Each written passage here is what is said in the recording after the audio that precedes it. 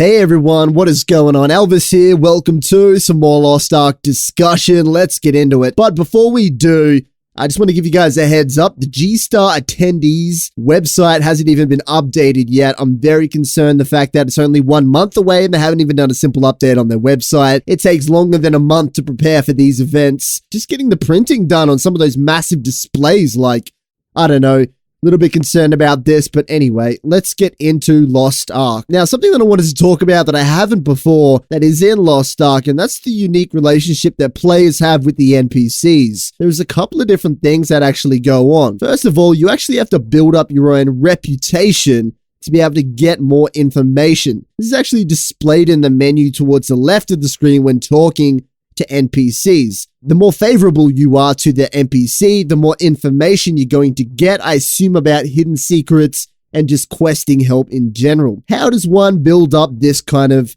reputation with NPCs? Well, pretty much, I guess, the same as every other game ever. You gotta do some shitty quests for them first before you get to the good stuff. Then when you do, your reputation gets higher. Kind of like The Witcher 3 a little bit too. Yeah. Now, they also have a rumors section inside the NPC menu as well, so you can find out little bits of information like I previously spoke about. Now, my question is, how are the rumors presented to you? So if you get super down with someone, you're like best friends with one of the NPCs, they're going to give you all the good stuff. If you're not, then yeah, maybe you might not get a very good rumor. But here's the thing, what happens if you're in a party? I mean, this is an MMO. Does that mean only one person has to have good reputation with the questing? And also the longevity of this. Once you've done all of the quests in the game, which I guarantee will happen pretty damn quick, what do you do then?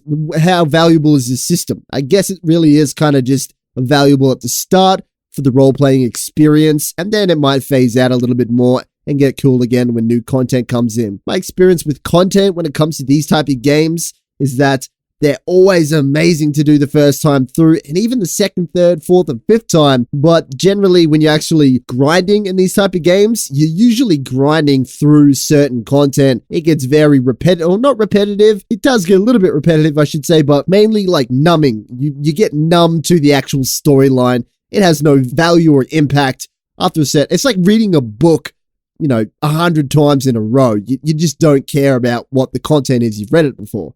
But anyway, now let's talk about the uniqueness of each class. A little while back, I spoke about how the UI is actually going to be a lot different based on what they've said about the game.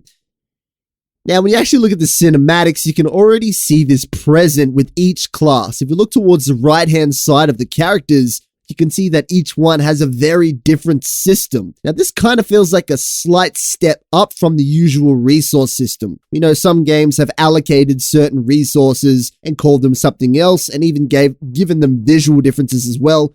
This looks like a whole complete new system altogether for each individual class. Although they might perform, fairly similar, there will be some kind of difference going on here. I think the best example of that would be, say, the Arcaner next to, the Battle Mage. Something along those lines. If you have a look at it, it is its own little system. I kind of like this. It makes me feel a little bit more attached to the actual characters.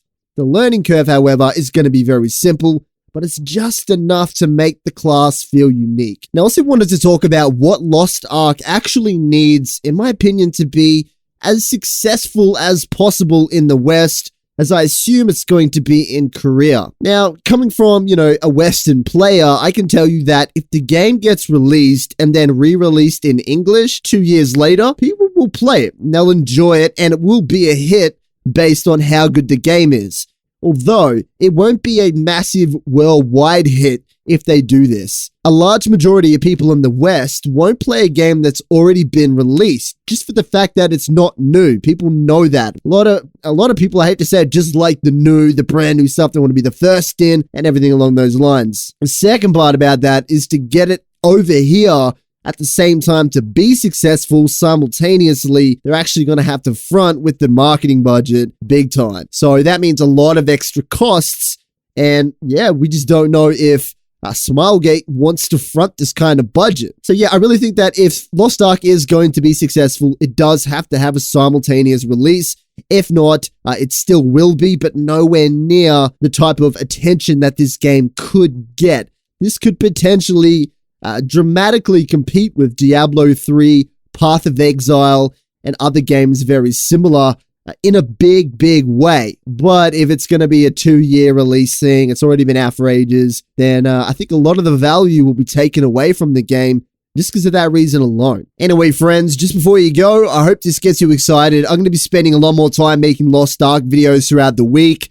Even if it's not brand new news, gameplay discussion like this, just to stimulate the conversation and keep it going. And yeah, just have some fun with it. So expect that throughout the week. Maybe not tomorrow, but probably the next day, something along those lines. See you very soon. Catch ya.